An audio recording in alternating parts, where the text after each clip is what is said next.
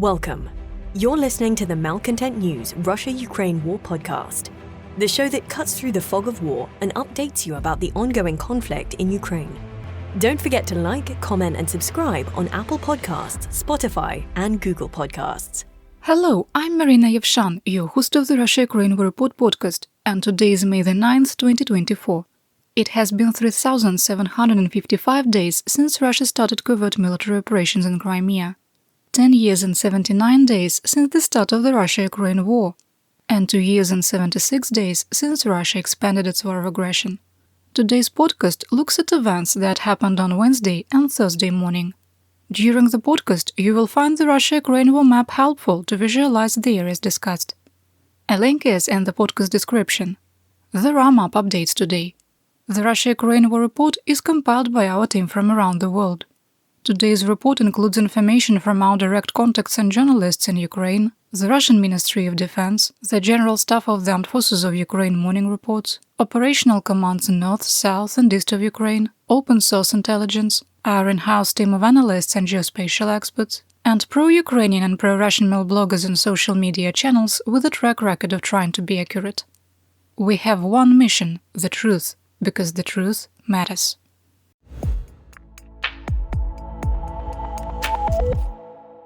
Here is my daily assessment. There are only small changes from yesterday, so if you want to skip ahead, it's okay. I won't even know. 1. We maintain there is an elevated risk of another large-scale drone and missile attack against Ukrainian civilians and civilian infrastructure through May the 10th. 2. Ukrainian personnel shortages are extending deployment times, limiting troop rotations and forcing competent effective units to maintain defensive positions, which is contributing to Russia's ongoing tactical advances. 3. Russian forces continue to exploit the delays in significant military aid from the US, the Czech Republic-led ammunition initiative, the European Union, and the United Kingdom, carrying out 146 attacks on Wednesday. 4. While we assess that critical ammunition has started to reach frontline Ukrainian units, it will take another 1 to 3 weeks for significant military aid to arrive. The tactical situation should stabilize by the end of May. 5. Renewed Russian chatter of a looming large-scale attack to capture the city of Kharkiv is a psychological operation. 6. Recent direct threats toward the United Kingdom and France, and autocrat of Russia Vladimir Putin ordering their first tactical nuclear drills since the end of the Cold War, highlight how the world is caught in the mutually assured destruction and stability paradox. 7. Russia's trampling of international humanitarian law has been accelerating since March the 22nd. We maintain that the willful ignoring of blatant Russian war crimes by international watchdogs will continue to encourage escalation. 8.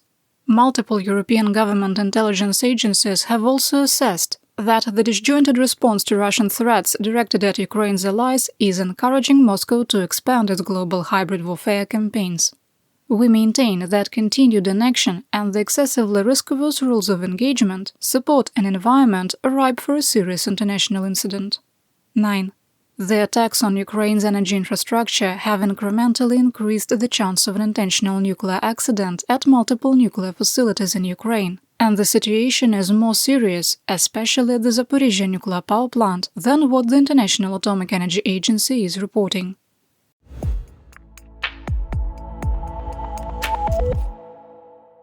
Russia's attack on Ukraine's energy infrastructure caused major damage, and attacks on civilians continued. Ukrainian air defenses shot down a Kh-59 or 69 air-to-surface guided missile over the Dnipropetrovsk region without incident. And on the night of May the 8th and the 9th, Russia launched 20 Shahed-136 one-way drones from occupied Crimea, with 17 intercepted. Addressing the situation after yesterday's Russian missile and drone attacks, the head of Ukrenergo, Volodymyr Kudrytsky, said that power outages for industrial customers are almost guaranteed, and for households it will depend on the ability of the public to reduce consumption. Quote, "Many important power stations were damaged, including 3 power stations of the DTEK company and 2 hydroelectric power plants, so we really feel this deficit. The damage is quite large-scale, and the loss in power generation is significant. It is so considerable that even power imports from Europe are not able to fully compensate for the deficit in the power system." unquote. Severe weather downed power lines in the Kirovograd, Sumy and Chernihiv regions, complicating the situation, and power was out in 8 more oblasts due to the Russian attack. Moving to assessment. The Russian campaign to destroy Ukraine's energy infrastructure, which started in October 2022, is not meant to impact Ukraine's ability to, quote, produce military products as well as transfer Western weapons and military equipment to the line of combat conflict, as the Russian Ministry of Defense, or Armad, claimed in their May 8th morning report. In our assessment, this is in defiance of the International Criminal Court, which issued arrest warrants on March 5th against Lieutenant General Sergei Kabylash and Admiral Viktor Sokolov for, quote, the war crime of directing attacks at civilian objects, the war crime of causing excessive incidental harm to civilians or damage to civilian objects, and the crime against humanity of inhumane acts. 5 days later, Russia restarted its campaign and violated Article 56 of international humanitarian law by attacking hydroelectric dams. Ukraine will not be able to provide sufficient electrical power during the winter of 2025 to provide heat for its citizens. By destroying Ukraine's electrical grid and generation capacity now, Moscow knows the world will have long forgotten the current attacks. These strikes are a continuation of crimes against humanity of inhumane acts with a maximalist goal of freezing Ukraine's population to death, as Russia did in Syria in 2016. The world must do more, much more.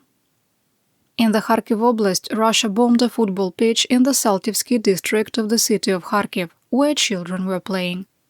7 people were wounded, including 4 children from 8 to 15 years old, who are hospitalized. The 8-year-old girl, who was near the field at the time of the attack with a 32-year-old woman, has a minor brain injury. 2 other children are in critical condition. Russian shelling of the Donetsk Oblast wounded 2 civilians in Krasnohorivka and 1 in Petrivka.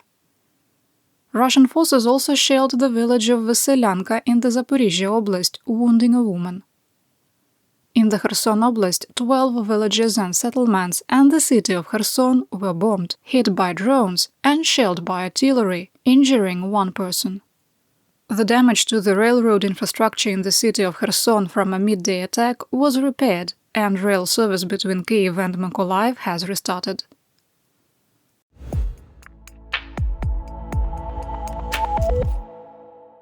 Here is today's action report. On May 8th, the General Staff of the Armed Forces of Ukraine, that's GSAFU, reported Russia carried out 146 assaults across the line of conflict. In the last 10 days, there have been 1,158 separate attacks, with a 7-day moving average of 114. Russian forces significantly increased activity in the Avdiivka and Staromlynivka areas of operation, or AOs. And we continue to expect heavy fighting to restart within the next 3 to 5 days in the Kostantinivka AO near Chasiv Yar. While more ammunition is arriving on the front lines for Ukrainian forces, it is uneven and still not fast enough. The Secretary of Defense for the United States, Lloyd Austin, said that, quote, not all the weapons have reached the front, and that it was still too early to assess the impact renewed aid will have.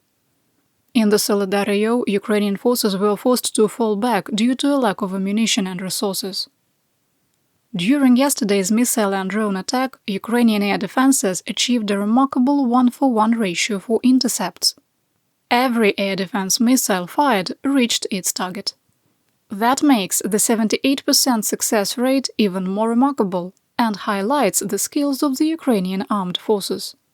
It also shows that Ukraine's air defense remains in a critical state. During the first week of May, the VKS, that's the Russian Aerospace Forces, dropped 900 aerial bombs of various configurations, which closely matched the number used in the previous week. The primary aircraft used by the VKS is the Su-34.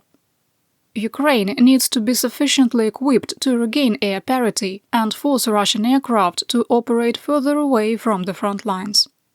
Case in point, on May 8th, the VKS carried out 90 airstrikes across Ukraine. We updated the table for Russian versus Ukrainian equipment losses using information from the Oryx database, but there is too much information to go through in the podcast. You can read more in our almost daily situation report. There is a link in the podcast description. Now let's talk about what happened on the battlefield. There were small changes in territorial control, and this is a good time to open up our war map. There is a link in the podcast description. Ready? Here we go.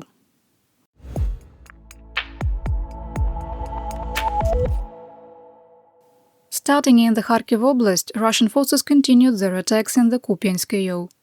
Mutual fighting was reported north and northwest of Sinkivka and near Ivanivka.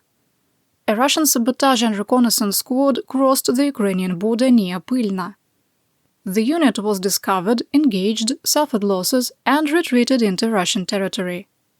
Both combatants crossed the border frequently, and in our assessment, this was not part of setting conditions for a larger attack. In the Svatovo AO of Kharkiv and Luhansk oblasts, Russian forces tried to advance in the direction of Berestove, and there were reports of mutual fighting northeast of Stelmachivka.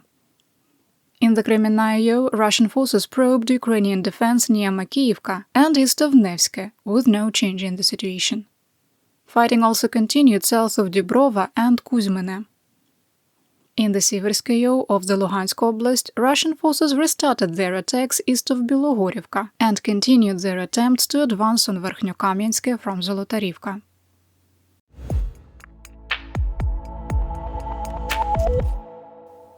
Let's talk about the Donbass and the northeastern part of the Donetsk Oblast.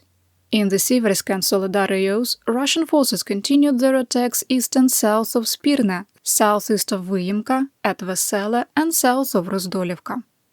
Ukrainian forces defending Siversk are experiencing personnel and ammunition shortages, particularly on the northern flank of Soledar. Russian forces advanced to the edge of Vesele, with Ukrainian sources reporting the village was captured. Russian forces have also made progress toward Rozdolivka. The settlement of Siversk has been critical to the defense of Slovyansk and Liman and is a key logistics node. Protecting its perimeter has blocked Russian attacks from occupied Severodonetsk and Lysychansk since October 2022. In the Konstantinivka AO, the Russian operational pause continued. Attempts to advance toward the Novy microdistrict and deeper into Ivanivske were stopped. Ukrainian officials reported there were still 679 civilians in Chasiv Yar who refused to evacuate, and that supporting them with humanitarian aid was becoming increasingly difficult. To the south, mutual fighting was ongoing north of Klishivka and southeast of Andriivka. In the Donetsk New York AO, Armored reported fighting in the area of Shumy.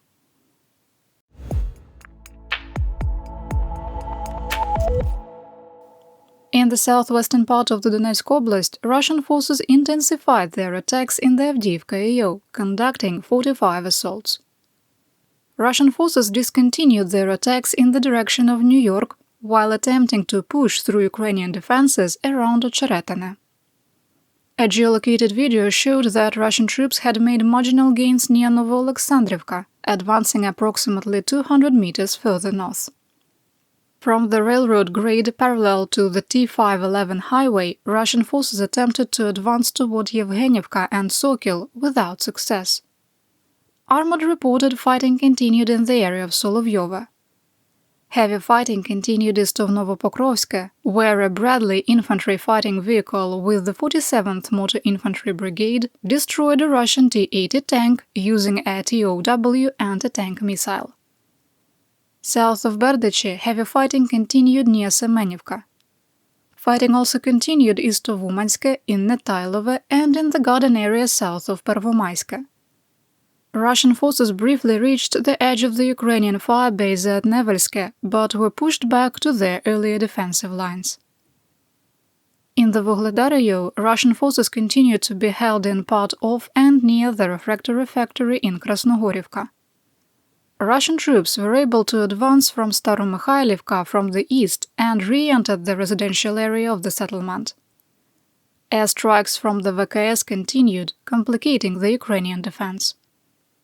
South of Krasnohorivka, Russian forces continued their operational pause, with only positional fighting and probing attacks reported east of Georgievka and on the edge of Novomykhailivka.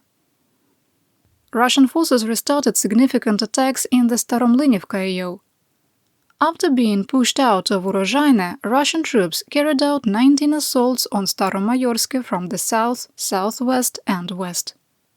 Russian forces reached the first homes in the southwest part of the settlement, and Ukrainian forces withdrew from the tree line to the west. You're listening to the Malcontent News Russia-Ukraine War Podcast.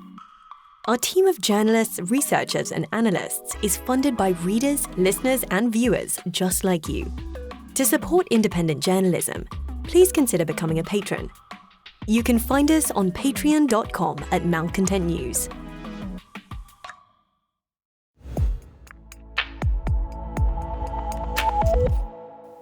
Here is my theater-wide update.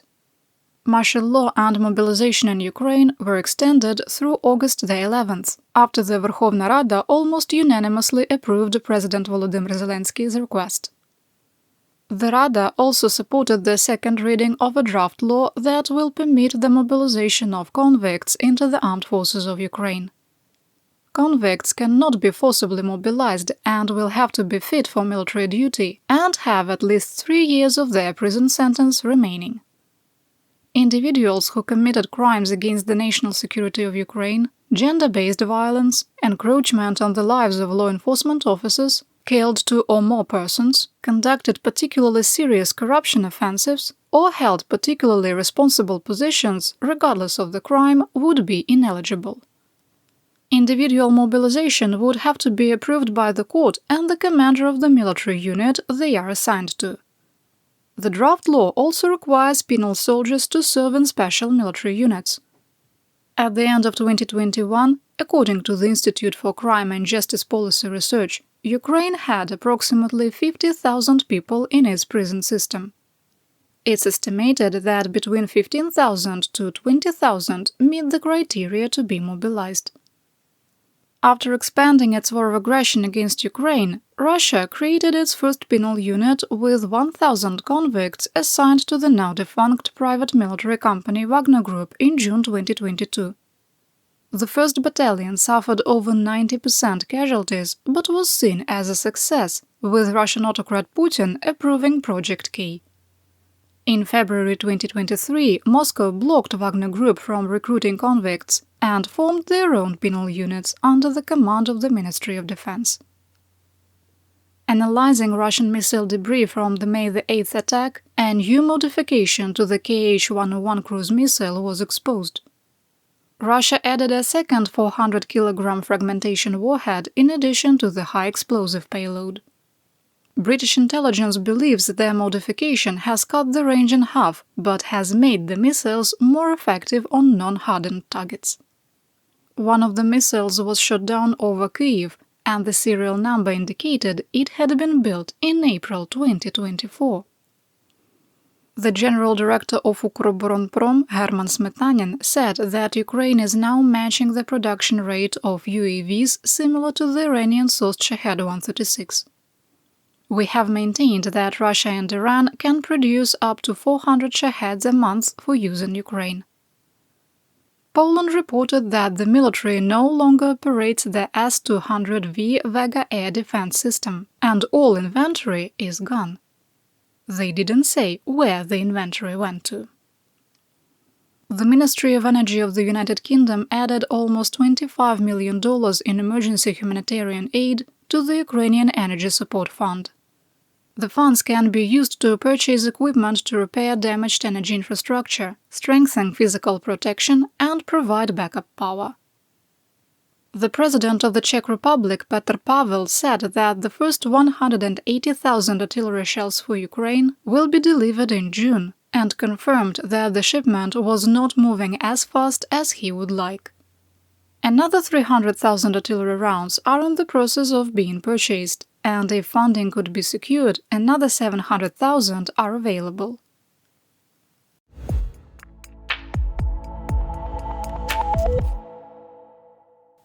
Here is what's happening in the land of Mobix, mobilization and Mir. On May the 7th, autocrat Putin was inaugurated for his 5th term as president of the Russian Federation, securing his position as a dictator in all but name for life.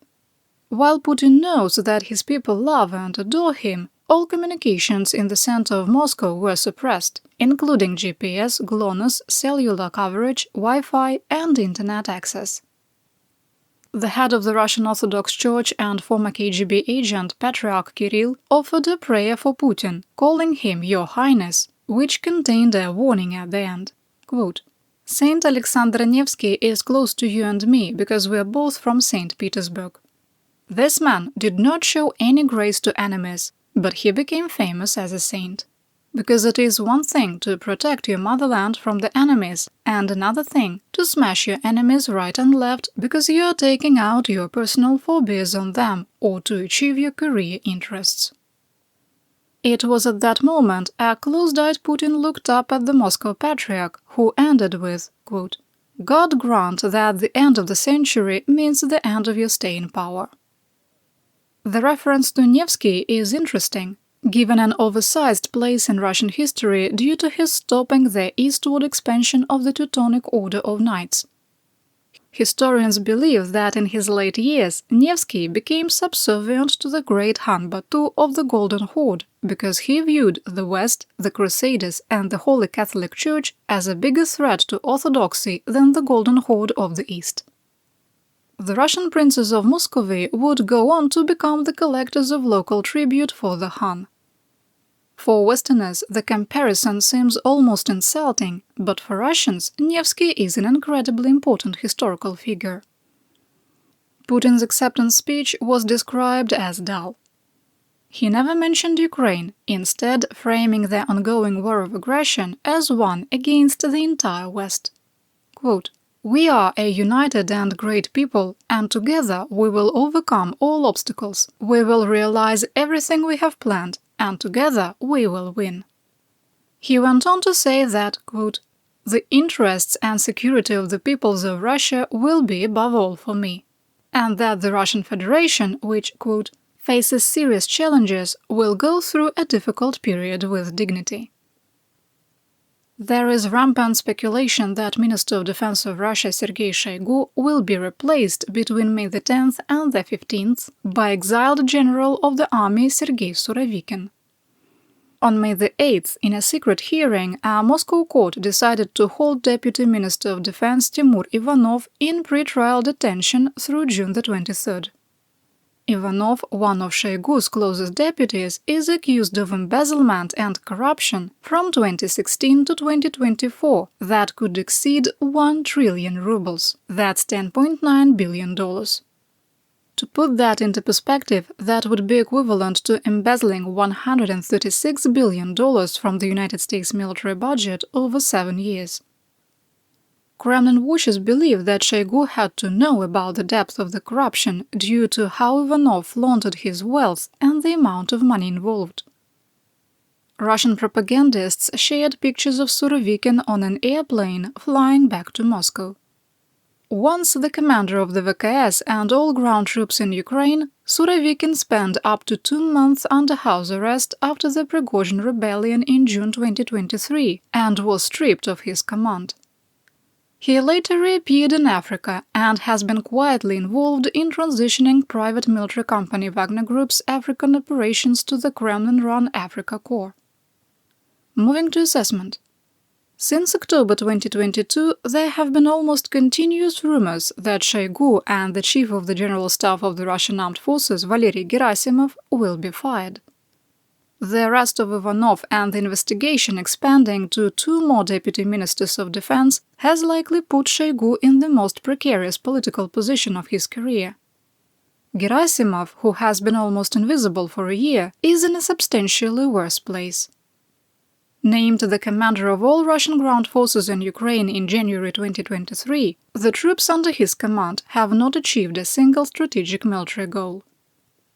If Surovikin were to become the new Minister of Defense or the first deputy, we assess this would be a negative for Ukraine. Unlike Shoigu and Gerasimov, Surovikin is competent. The biggest challenge to considering this more than a rumor is Putin's unforgiving nature to anyone who he believes has worked against him. Surovikin going from house arrest with the FSB to semi-civilian exile in Africa to becoming the Minister of Defense in less than a year is an almost impossible redemption story. Moscow held its annual Victory Day parade on Thursday morning, with the leaders of Kazakhstan, Laos, Guinea-Bissau, Tajikistan, Kyrgyzstan, Belarus, Turkmenistan and Cuba attending. In a possible nod to Saint Alexander Nevsky, Putin declared that during World War II, all of Europe supported Germany, while China was a hero nation. Yes, he really said that. And that's what we know. Your support of my home, Ukraine, helps us make history and protect the future for all. You've been listening to the Malcontent News Russia-Ukraine War podcast. To help keep us independent, please consider providing financial support by becoming a patron. Want on-demand news in your hand? Download the Google News app and make Malcontent News one of your favorites to receive breaking news updates. Thank you for listening.